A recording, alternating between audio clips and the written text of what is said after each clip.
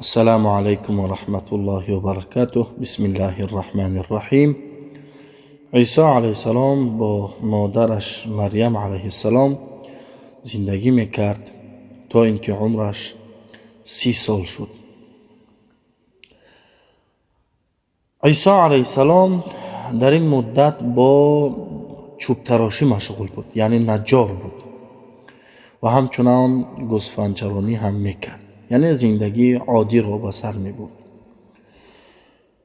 در این سن سال الله متعال عیسی علیه السلام را از بین بنی اسرائیل پیغمبر اختیار کرد و به او انجیل را عطا کرد. اکنون عیسی علیه السلام مردم را به یکتاپرستی دعوت میکرد. انجیل از تورات فرق زیاد ندارد. بعضی مسائل در انجیل فرق میکنند، اما یعنی انجیل و تورات و قرآن و زبور و دیگر کتاب های آسمانی همش به سوی یکتاپرستی دعوت میکنند. وقتی عیسی علیه السلام به مردم گفت که من فرستاده الله هستم، اکثر مردم قبول نکردند و گفتند اگر تو پیغمبر باشی برای ما معجزه ها را بیاور، یعنی تو برای ما معجزه بیاور، ما ببینیم که معجزه داری، ما باور میکنیم. در زمانه عیسی علیه السلام مردم به طب مشغول بودند، یعنی به علاج های بیماری ها مشغول بودند و الله متعال هم به عیسی علیه السلام معجزه های عطا کرد که طبیبان در حیرت ماندند. اعوذ بالله من الشیطان الرجیم. ورسولا إلى بني إسرائيل أني قد جئتكم بآية من ربكم أني أخلق لكم من الطين كهيئة الطير فأنفخ فيه فيكون طيرا بإذن الله. و پیغمبر به سوی بنی اسرائیل فرستاده شد، یعنی عیسی علیه السلام که گفت من برای شما از نزد پروردگارم معجزه آوردم. این معجزه چیست؟ انی اخلق لکم من الطیر، من از گل، از لای یک پرنده می سازم، مثل یک پرنده می سازم. فانفخ فیه، پس در اون پرنده پوف میکنم. فیکون طیرا باذن الله، پس همان پرنده‌ای که با لای ساخته شده بود یعنی زنده می شود و پرواز می کند به اذن پروردگار، به اذن پروردگار.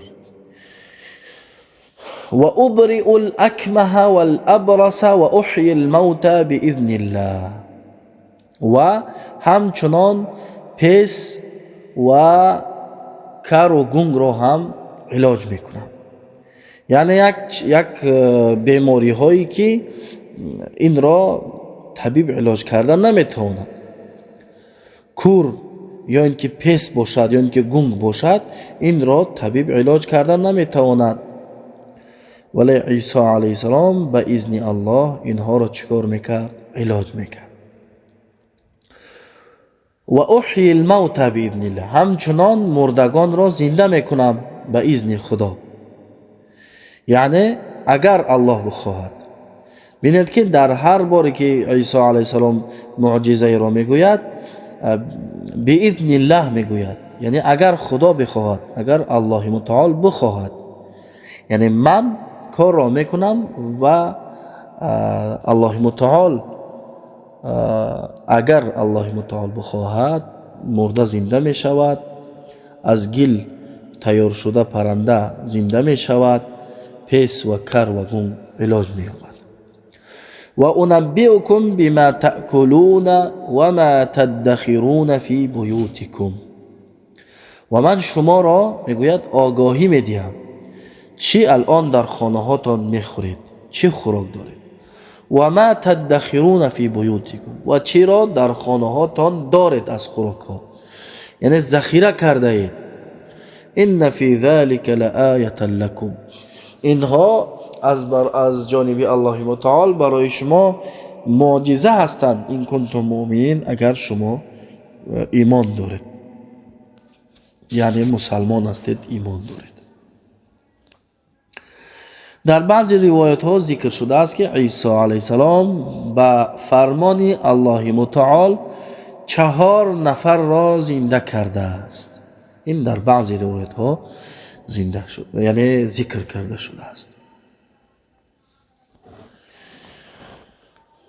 بعد از این معجزه ها، بعد از این قدر معجزه هایی که عیسی علیه السلام به مردم نشان داد، آنها پرسیدند، یعنی باور نکردند. عیسی علیه السلام را تهمت به جادوگری و تهمت به سحر و تهمت به یعنی چشمبندی و دیگر چیزها تهمت کردند و ناشکرگزار بودند، ایمان نیاوردند. گفتند یعنی ما را چشمبندی کردی، ما را جادو کردی. عیسی علیه السلام گفت ای قوم، کیست که به تردید به من ایمان می آورد؟ کیست از شما به تردید به من ایمان، به شک به من ایمان می آورد؟ از بین مردم 12 نفر ایمان آورد، دیگر همشان کافر شدند. اکنون تا عیسی علیه السلام دین بنی اسرائیلی ها، کدومی که در دین یعنی بنی اسرائیلی ها بود، یهودی بود، خب با کتاب تورات ایمان داشت، اهل ایمان حساب می شد. وقتی عیسی علیه السلام آمد، پیغمبر شد، کتاب انجیل آمد، دیگر کسی که به عیسی علیه السلام ایمان نمیارد کافر حساب می شود. برای چی؟ برای اینکه پیغمبر نو آمد و شریعت نو آمد. تا عیسی علیه السلام کدومی که در دین یعنی یهودی ها بود، یکتا پرست بود، اگر که الله را عبادت میکرد و شرک نمیکرد. ولی وقتی عیسی علیه السلام پیغمبر شد، اگر عیسی را قبول نکند دیگر کافر حساب می شود. اکنون 12 نفر از بین همون قدر یهودی ایمان آوردند، دیگر هیچ کسی ایمان نیاورد.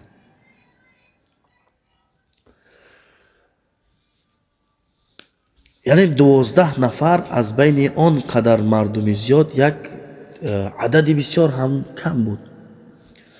روز مؤمنان، کسانی که ایمان آورده بودند، به عیسی علیه السلام گفتند اذ قال الحواریون یا عیسی ابن مریم هل يستطيع ربك أن ينزل علينا مائدة من السماء قال اتقوا الله إن كنتم مؤمنين. روز مردمی که ایمان آورده بودند به عیسی علیه السلام گفتند ای عیسی، آیا پروردگار تو میتواند که یک دسترخوانی از آسمان برای ما نازل کند، دسترخوانی که پر از خوراک باشد، در نزد ما همین قدر یعنی ببینیم از آسمان دسترخوان نازل شود و از آن ما بخوریم. یعنی این معجزه بود آنها طلب کردند. عیسی علیه السلام در جواب گفت ای کسانی که ایمان آوردید، از الله بترسید. این چی سخن است؟ این چی سخن است که شما میگویید آیا پروردگار تو میتواند؟ یعنی اگر شما ایمان دارید از الله بترسید، نگویید این سخن را. آنها گفتند ما میخواهیم از آن بخوریم و دلهایمان آرام بگیرد و بدانیم که ما یعنی و بدانیم که تو به ما راست گفته ای و بر آن از گواهان باشیم، یعنی از شاهدان باشیم. یعنی این معجزه را ببینیم، از آن خوراک ها بخوریم، دلهای ما آرام بگیرد، شک و شبهه دور شود و ما از گروهی کسانی که شاهد هستند دیدند معجزه را، از همون گروه باشیم. عیسی علیه السلام دعا کرد. قال عيسى ابن مريم اللهم ربنا أنزل علينا مائدة من السماء تكون لنا عيدا لأولنا وآخرنا وآية منك وارزقنا وأنت خير الرازقين. عیسی علیه السلام دعا کرد پروردگارا از آسمان دسترخوانی به ما بفرست تا برای اول و آخر ما عید باشد و نشانه ای از جانب تو برای ما باشد و به ما روزی ده که تو بهترین روزی دهنده هستی. در روایت نقل شده است که همه بنی اسرائیلی ها برای دیدن این معجزه جمع شده بودند. در جواب الله متعال فرمود: قال الله انی منزلها علیکم. الله متعال گفت: ای عیسی، من دعایت را استجابت میکنم، من برای شما دسترخوان را نازل میکنم. فمن یکفر بعد منکم فإنی اعذبه عذابا لا اعذبه احدا من العالمین.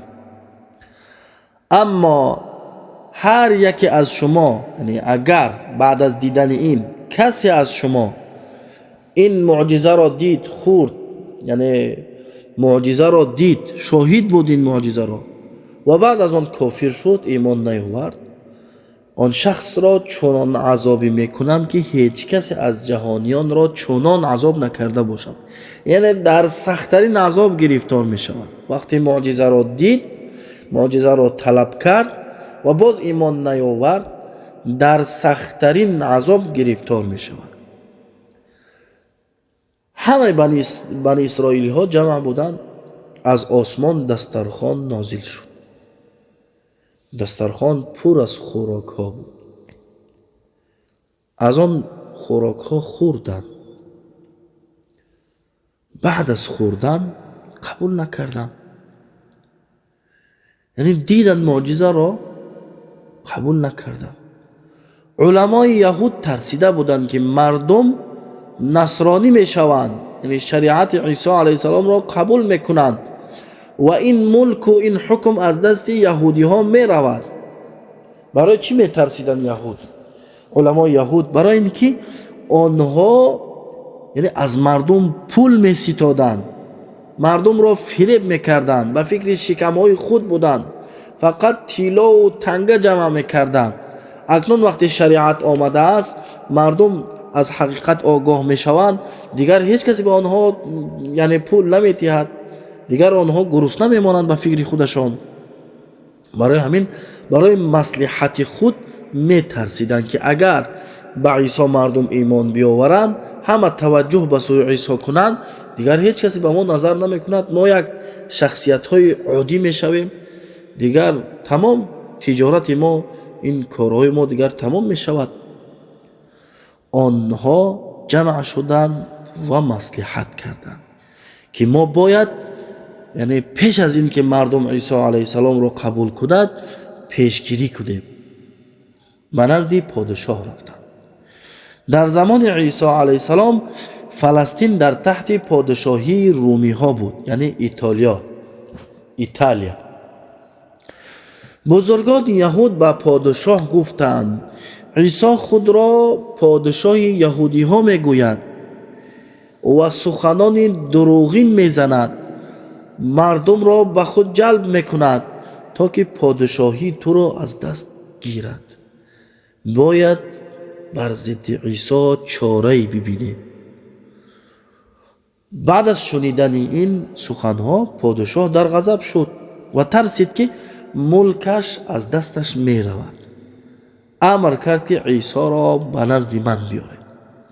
عیسی را در صلیب آویزان در نزد من بیارید، یعنی در کرست، چوبی که کرست بود، صلیب بود، در آن بیارید عیسی را. اکنون 3 سال شده بود که عیسی علیه السلام مردم را به یکتاپرستی دعوت کرد، یعنی عمرش تقریبا 33 سال بود. عیسی علیه السلام مردم را دعوت میکرد، یعنی 3 سال عیسی علیه السلام مردم را دعوت کرد. ابن عباس رضی الله عنه میگوید وقت الله خواست عیسی علیه السلام را بر آسمان بردارد، عیسی علیه السلام 12 نفر که به او ایمان آورده بود آنها را در خانه جمع کرد. از اینجا پادشاه امر کرده بود که عیسی را بیارید.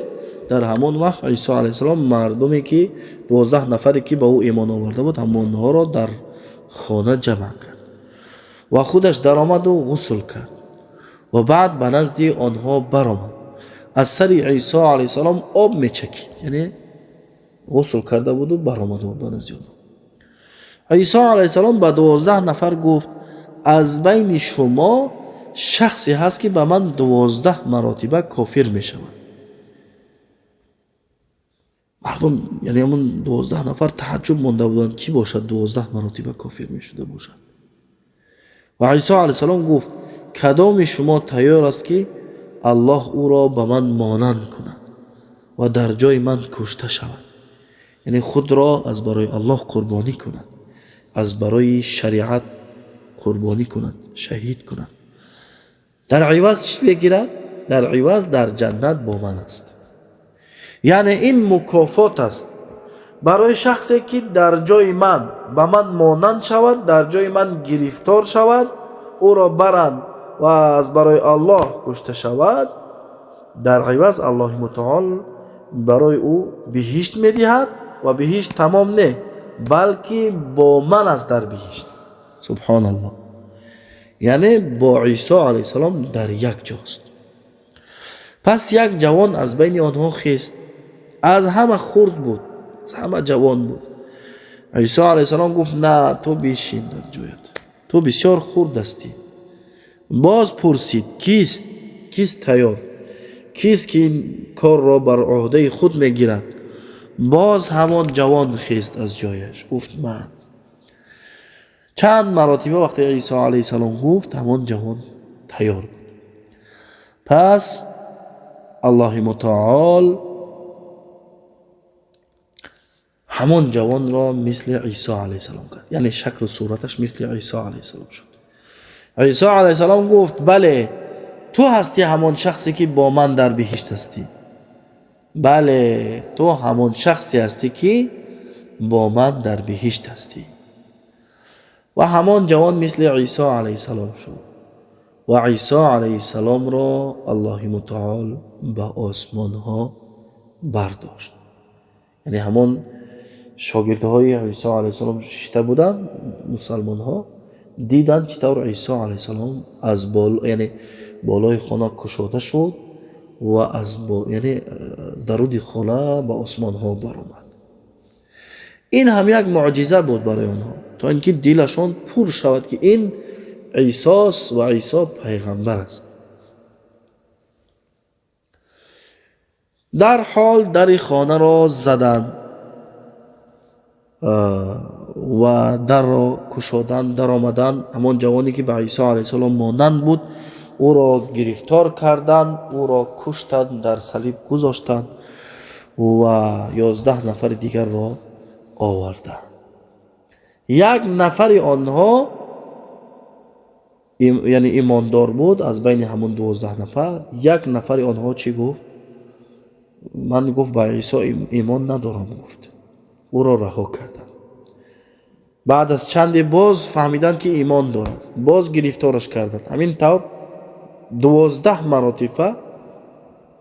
مراتبه به عیسی علیه السلام کافر شد و باز آن 11 نفر را رها کردند. آنها در بین مردم دعوت میکردند، به یکتاپرستی مردم را دعوت میکردند. همین طور سالها دوام کرد. مردم پنهانی دعوت میکردند. یکتاپرستان زنده، یعنی کسانی که زنده بودن از یکتاپرستان دعوت میکردند. 240 سال دعوت یکتاپرستان دوام کرد. همه این دعوت در این مدت پنهانی بود تا زمانی که یکی از پادشاهان ایمان آورد. او را قسطنطین یعنی مینامیدند. قسطنطین ایمان آورد اما در دید نصرانی ها شرک را اضافه کرد. ایمان آورد اما شرک را اضافه کرد. اکنون نصرانی ها به 3 تقسیم شده بودند. بعضی از آنها یعنی یکم قسم نصرانی ها می گفتند الله بود، یعنی عیسی علیه السلام الله بود و چند قدر در بین ما بود و او رفت. آنها را این قسمت را یعقوبیه می نامند. بعضی دیگرش می گفتند بین ما پسر الله بود، نعوذ بالله، و او را الله به نزدش برد. این قسمت یعنی قسمت دوم را نستوریه می نامند و بعضی دیگری که یعنی یک تا پرست ها بودند و بسیار کم هستند، کم بودند، آنها گفتند در بین ما رسول و بنده الله بود، یعنی پیغمبر و بنده الله در بین ما بود و او را الله به نزدش برد. یعنی اینها مسلمان ها بودند، اینها یک تا پرستان و مسلمان ها بودند که تا حال یک گروهی از آنها هستند، یک تا پرست هستند، ولی باز هم دین قبول نمی شود، برای اینکه این الدین عند الله الاسلام، دین نزد الله اسلام است. وقتی که اسلام اومد دیگر هیچ دین قبول نمی شود. این بود قصه عیسی علیه السلام. ان شاء الله تعالی در نوار بعدی میبینیم چی کارها شد بعد از عیسی علیه السلام و چی حادثه ها روی داد. السلام علیکم و رحمت الله و برکاته.